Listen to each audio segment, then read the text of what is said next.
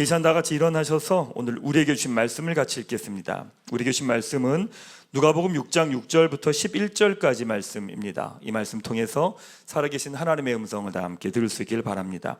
우리 6절부터 함께 말씀을 읽도록 하겠습니다. 또 다른 안식일에 예수께서 회당에 들어가사 가르치실세 거기 오른손 마른 사람이 있는지라.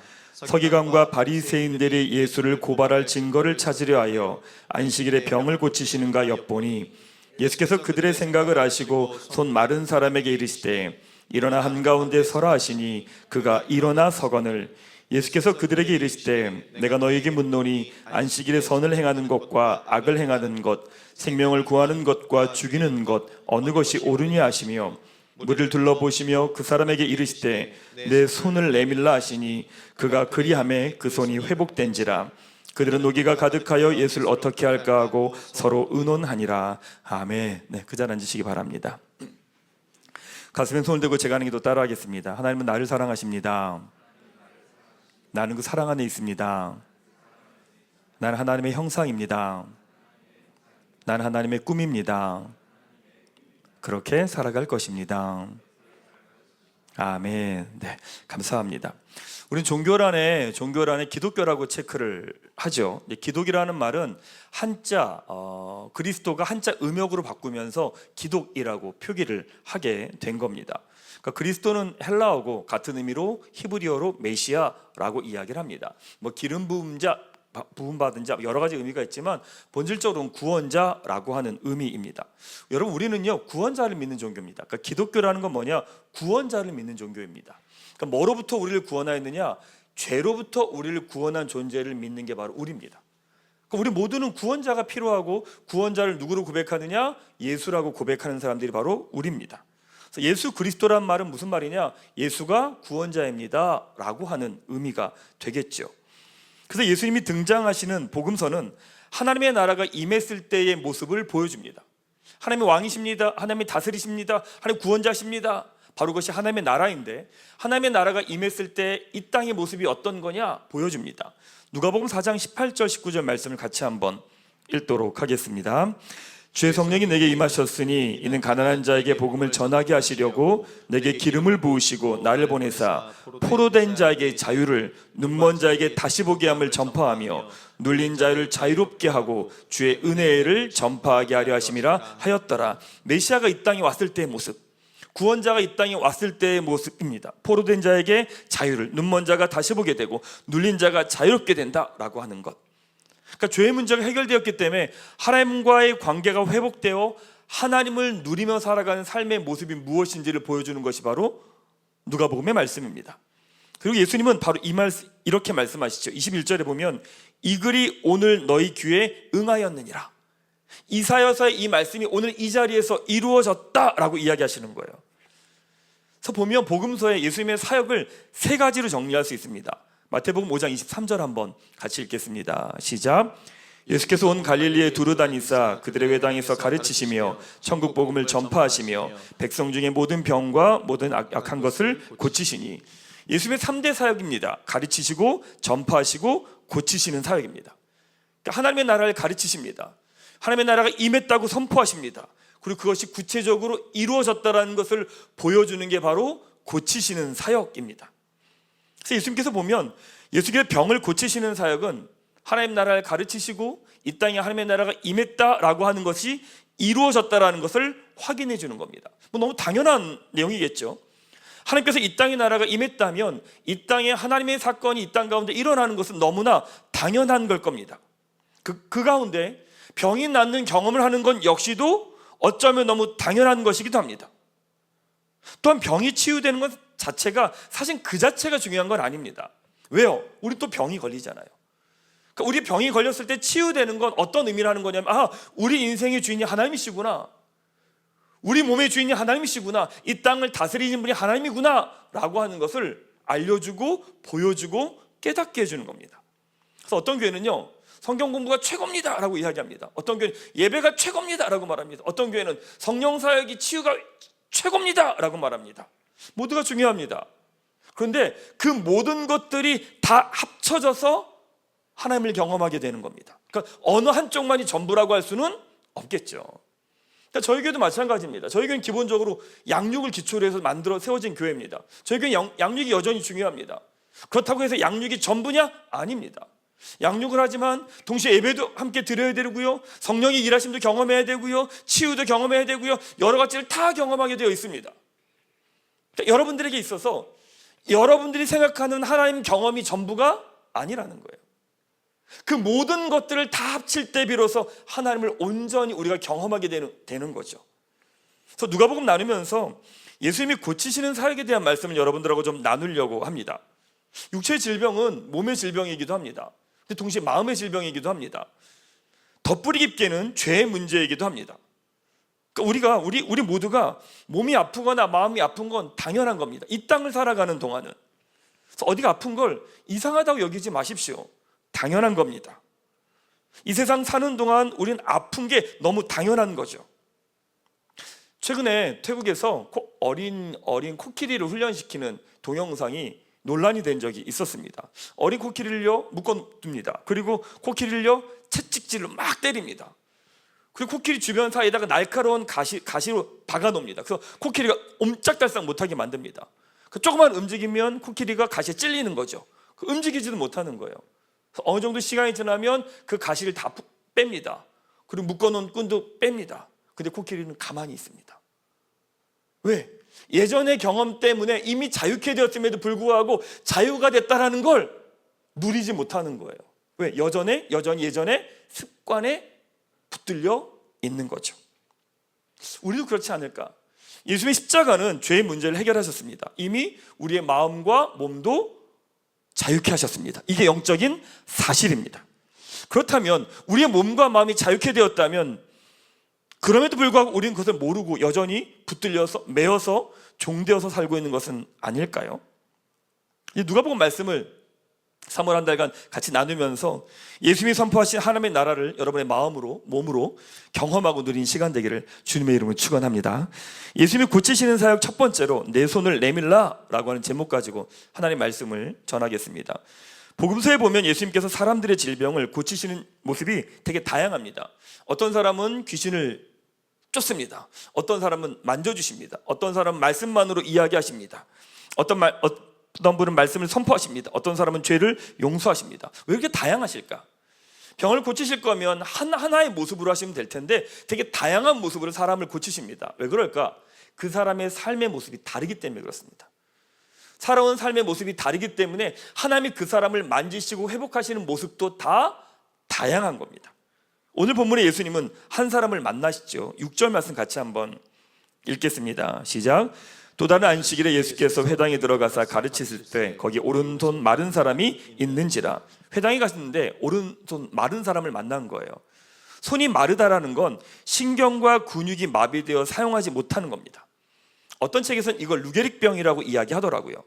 어찌되었든 간에 신경과 근육이 마비가 되어서 쪼그라들고 말라 비틀어져 있는 겁니다. 성경에서 오른손은 권위를 상징합니다. 오른손이 말랐다라는 건 그 사람의 권위와 능력이 무너졌다는 이야기인 거죠. 또 현실적으로는 그의 생계까지도 무너져 있다는 의미일 겁니다. 그 아픈 상처를 가진 사람이 목마름으로 하나님 앞에 나와 회당에서 말씀을 듣는데 서기관과 바리새인들이 뭐라고 하는 줄 아십니까? 7절 말씀 같이 한번 읽겠습니다. 시작. 서기관과 바리새인들이 예수를 고발할 증거를 찾으려 하여 안식일에 병을 고치는가 엿보니. 아픈 사람이 있습니다. 죽어가는 사람이 있습니다. 그 사람의 삶이 어땠는지, 그 사람의 마음이 어떤지, 그 사람의 눈물이 어땠는지 관심이 없습니다. 오직 하나, 예수를 고발하겠다고 합니다. 어찌 보면 제일 불쌍한 사람이 자신의 부르심의 자리를 잃어버린 사람일 겁니다. 서기관과 바리새인들은요, 율법으로 사람들을 세우고 바르게 가도록 돕는 사람들입니다. 그게 그들의 부르심입니다. 그들이 그 율법을 가지고 사람을 죽이려고 하는 거죠. 살리려고 하는 게 아니라 죽이려고 합니다. 도대체 이 사람들은 왜 그럴까 도대체? 이 사람들 도대체 왜 이런 모습일까? 아마도 아파보지 않았기 때문이 아닐까 싶습니다. 가족 가운데 아픈 사람이 아직 없어서가 아닐까 싶습니다. 자기 자신이 그렇게 심하게 아파보거나 주변 사람들이 이렇게 아파보지 않은 거예요. 아픈 게 얼마나 힘든 건지, 그 아픈 사람이 있을 때 가족이 얼마나 힘든 건지 모르는 거죠. 예전에 저희 교회에서 이제 누림기도라고 하는 치유 기도를 한 적이 있었잖아요. 그때 많은 분들이 되게 많이 불편해 하셨습니다. 되게 낯설어 하시고 어색해 하셨습니다. 이유는 몇 가지 있는데 결정적인 건 이거예요. 아직 젊은 거예요. 젊어서 아픈 게 뭔지 모르는 거예요. 정말 아프신 분들은요, 그거 하나 자체에 자기의 모든 것을 걸기도 합니다. 그게 생명이기도 합니다. 아픈 분들에겐 작은 끈이라도 하나 있는 거 있으면 거기에 모든 걸 걸려고 합니다. 근데 그게 아니면 이게 왜 의미가 있는지 모르는 거예요. 내가 아프거나 주변 사람들이 아플 때 그 병이 나을 수만 있다면 뭐든지 할 수 있는 것, 그게 인간입니다. 원래 인간은 그렇습니다. 당연한 거겠죠. 서기관과 바리새인들의 생각을 다 아시는데 예수님 어떻게 하시느냐? 논란을 더 크게 하십니다. 8절 말씀 같이 한번 읽겠습니다. 시작. 예수께서 그들의 생각을 아시고 손 마른 사람에게 이르시되 일어나 한가운데로 서라 하시니 그가 일어나 서거늘 손 마른 사람을 앞으로 나오라고 하십니다. 여러분, 몸이 아프면 위축됩니다. 몸이 아프면 앞에 서기가 되게 힘듭니다. 자기가 초라해 보입니다. 누군가에게 주목받는 것 자체가 되게 부담스럽습니다. 근데 예수님은요, 사람들에게 주목받는 한 자리로 가운데로 그 사람을 부르십니다. 일어나 서죠. 손 마른 사람이 일어나서 한 가운데로 옵니다. 거기까지는 괜찮습니다. 왜냐하면 어차피 질병은 손이잖아요. 안 보이니까. 유대인들의 옷은 손보다 더 길게 내려가거든요. 손은 보이지 않으니까. 근데 예수님이 서기관과 바리새인들에게 묻습니다. 9절에 보면 예수께서 그들에게 이르시되 내가 너에게 묻노니 안식일에 선을 행하는 것과 악을 행하는 것, 생명을 구하는 것과 죽이는 것 어느 것이 옳으냐 하시며. 어쩜 너무나 당연한 이야기 아닙니까? 생명을 살리는 게 더 중요한 거 아니겠습니까? 근데 서기관과 바리새인들은 어떤 상황과 내용보다 안식일 그 자체가 더 중요한 거예요. 예수님 고발하려고 하는 거죠. 그때 예수님 어떻게 하시느냐? 10절 보면 이렇습니다. 무리를 둘러보시고 그 사람에게 이르시되 이렇게 말씀하세요. 너의 손을 내 손을 내밀라 하시니. 손 마른 사람에게 손을 내밀라고 합니다. 그 사람에게 가장 피하고 싶은 상황이었을 겁니다. 가장 드러내고 싶지 않은 상황이었을 겁니다. 가장 직면하고 싶지 않은 모습이었을 겁니다. 몸이 아프면 그건 수치심으로 다가오거든요. 어쩌면 이 사람이요, 왼손부터 내밀었을 수도 있습니다. 보이고 싶지 않으니까, 드러내고 싶지 않으니까. 근데 주님이 아무 말씀도 안 하시고 그냥 기다리셨을 수 있습니다. 언제까지? 오른손을 내밀 때까지. 예수님은요, 손 마른 사람이 가장 피하고 싶은 상황, 숨고 싶은 상황으로 몰고 가십니다. 어쩌면 이 상황이 이 사람에게 죽는 것보다 더 싫은 자리에 있을 수 있습니다. 근데 하나님이 그 자리로 몰아가세요. 사랑하는 여러분, 하나님이 우리 인생을요, 그런 자리로 몰아가실 때가 있어요. 나의 모든 수치를 드러낼 수밖에 없는 상황으로, 부끄러움을 드러낼 수밖에 없는 상황으로 하나님 몰아가실 때가 있어요. 피하고 싶고 외면하고 싶고 도망가고 싶은데. 사랑하는 여러분, 혹시 하나님 여러분을, 여러분의 삶을 그런 자리로 몰아가십니까? 그런 자리로 여러분 이끌어 가십니까? 도망가지 마십시오. 기도의 자리로 먼저 가십시오. 하나님의 은혜를 구하고 도우심을 구하고 여러분의 마음을 아뢰면서 치열한 믿음의 싸움을 하며 그 시간들 걸어가세요. 놀라운 게 있습니다. 기도가 어느 시간에 쌓이면, 그 기도가 쌓이면 어느 때 그 자리를 향해 나아갈 힘이 생깁니다. 기도가 하루하루 쌓여져 가면 내가 부끄럽고 피하고 도망가고 외면하고 싶은 그 자리인데 그 자리를 향해 나아갈 힘이요, 어느 순간에 주어집니다. 예전에는 그 상황이 되면 죽을 것 같아요. 숨도 못 쉴 것 같아요. 근데 어느 시간 지나면 기도의 자리로 나아갈 때 이런 마음이 듭니다. 해볼 만한 거예요. 갈 수 있겠다 생각이 들어요. 힘들 것 같긴 한데 죽을 것 같진 않은 거예요. 왜냐면요, 기도하면서 성령께서 우리의 영을 강하게 하시기 때문에 그렇습니다. 그때 성경이 이렇게 말씀합니다. 10절 말씀 같이 한번 읽겠습니다. 시작. 그 사람에게 이르시되 내 손을 내밀라 하시니 그가 그리하면 그 손이 회복된지라. 아멘. 예수께서 그의 손을 치유를 선포하신 게 아니에요. 귀신을 쫓은 것도 아니세요. 죄 용서를 선포한 것도 아니세요. 다만 너의 손을 내밀라고 하시는 거예요. 놀라운 것은 그의 손이 회복됩니다. 오른손 마른 사람이 한 건 다른 게 없습니다. 그의 오른손을 주님께 내어 드렸을 뿐입니다. 예수님의 말씀에 순종하여 자신의 수치와 부끄러움을 넘어 손을 내민 것, 주님 앞에 자신의 부끄러움과 수치와 아픔과 절망의 눈물을 내민 것, 그것뿐입니다. 그런데 그의 손이 회복이 됩니다. 로마서 3장 10절은 이렇게 말씀하죠. 의인은 없나니 하나도 없음에 우리 모두가 다 죄인이라는 말입니다. 죄인이라는 말을 현실적으로 적용해 보면 우리 모두가 아프다는 뜻입니다. 우리 모두가 다 아픕니다. 어떤 사람은 마음이 아픕니다. 어떤 사람은 몸이 아픕니다. 어떤 사람은 자기가 아프면서도 아픈지 모릅니다. 우리 모두 다 아픕니다. 그게 다 당연합니다. 그래서 우리는 우리의 마른 손을 내밀지 못합니다. 나의 질병을 이야기하지 않습니다. 왜요? 부끄럽거든요. 수치스럽거든요. 몸이 아프다는 사실과 수치로 느끼는 감정은 아무 상관이 없습니다. 왜 몸이 아픈 게 수치스러운 건가요? 왜 몸이 아픈 게 문제가 있는 건가요? 아무 관련이 없습니다. 중간에 해석이 있는 거예요. 사단이 이 해석을 건듭니다. 아픈 것을 사단이 해석하게 합니다. 네가 문제가 있는 거야. 네가 죄가 있는 거야. 네가 무능한 거야. 네가 부족한 거야. 사단은요 계속 그렇게 툭툭 던집니다. 그리고 나의 수치심으로, 부끄러움으로, 때로는 죄책감으로 다가오게 만들어버립니다. 그리고 어떻게 해요? 더 깊이 굴러 들어가요. 더 깊이 숨어요. 풀 방법이 없어요. 사단은 그걸 이용하는 거죠. 사랑하는 여러분, 여러분에게 아픈 곳이 있으면 주님께 드러내세요. 아픈 것은 잘못된 것도 아니고 문제도 아니고 배든 이 땅에 살아가면서 우리에게 너무나 당연한 모습이기도 해요. 하나님 주신 건강을요 잘 관리해야 돼요. 그런데 잘 관리한다고 해서 건강하냐? 그렇지 않더라고요. 내가 좋은 거 먹고 운동 잘하고 내가 아무리 신경 쓴다고 해도 되느냐? 그렇지 않더라고요. 이 땅을 살아가는 동안 우리의 몸은 어느 순간 무너지게 되어 있어요. 사랑하는 여러분, 여러분이 가진 질병과 아픔을 은혜 햇살 아래 드러낼 때 두 군데에서 드러내셔야 돼요. 첫 번째는 하나님께 드러내셔야 돼요. 여러분의 질병과 여러분의 마음의 상함들을 하나님께 고백하셔야 돼요. 하나님, 저기 이런 마음이 있습니다. 저기 이런 마음이 있고요. 정말 이서 죽고 싶기도 하고요. 죽이고 싶기도 하고요. 이 고백들을 있는 그대로 함께 드러내셔야 됩니다. 두 번째, 가장 가까운 사람들에게 나누셔야 합니다. 내 모습과 아픔을 그대로 다 나누십시오. 모든 사람에게 나눌 필요는 없습니다.